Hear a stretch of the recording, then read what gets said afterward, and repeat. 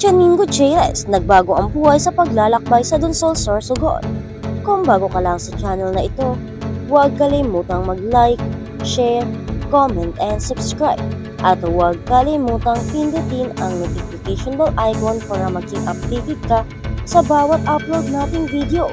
Si Janine Gutierrez ay isa sa mga National Youth Ambassadors ng WWF Pilipinas.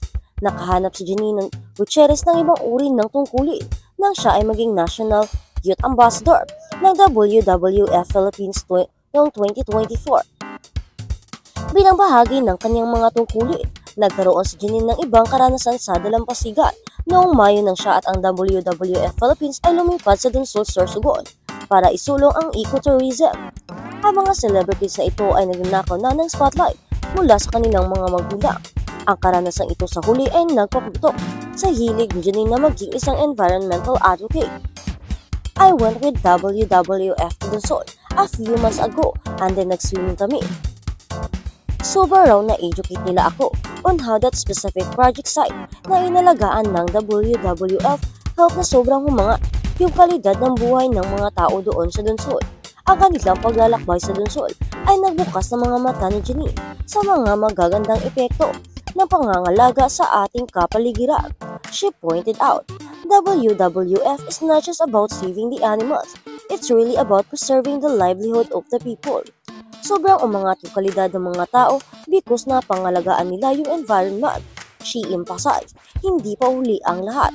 Alam ko, madami sa ating medyo naging negatibo, pero wala ng pag-asa na estado ng basura, pababago ng klima. Pero marami talaga tayong magagawa para ibalik ang mga bagay para sa hinarap at para sa mga taong kailangan din nating abangan, tulad ng ginawa nila sa Donsol, Sorsogon.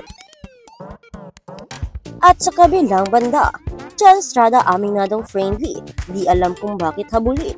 Natanong ng veteranang mamamahayag na si Corina Sanchez, ang isa sa mga controversial na aktor na si Jan Estrada, patungkol sa pagiging malapit nito sa mga babae. Sa kanyang magazine show na Rated Corina, nausisa siya tungkol sa pagiging habulin ito sa mga babae at kahit na may edad na ito ay marami pa rin nagkakagusto sa kanya. Honestly, Maski, hindi ko rin alam. I don't consider myself habulin, saad pa ni Jan. Ngunit tila hindi convinced si Corina sa sagot ng aktor. Totoo ba yan? Sundot pa ni Corina sa sagot ni Jan. Hindi talaga alam ko. Medyo friendly ako, say pa ng aktor.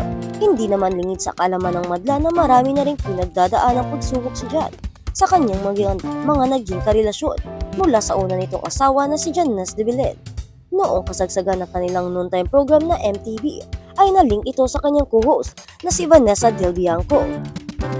At matapos ang ilang taon, ay muling ikinasal si Jan sa beauty queen na si Priscilla Merieles. Ngunit kamakailan lang nang aminin nila sa publiko na nagdesisyon na silang maghiwalay. Ito ay kasunod ng pagsagot ni Priscilla sa comment sa Instagram post ni Jan, kung saan tinanong siya ng mga ito kung sino ang kasama niya sa Boracay. Matapang namang pinangalanan ni Priscilla ang babae na siyang naging dahilan para usapan kung ano ang lagay ng kanilang relasyon.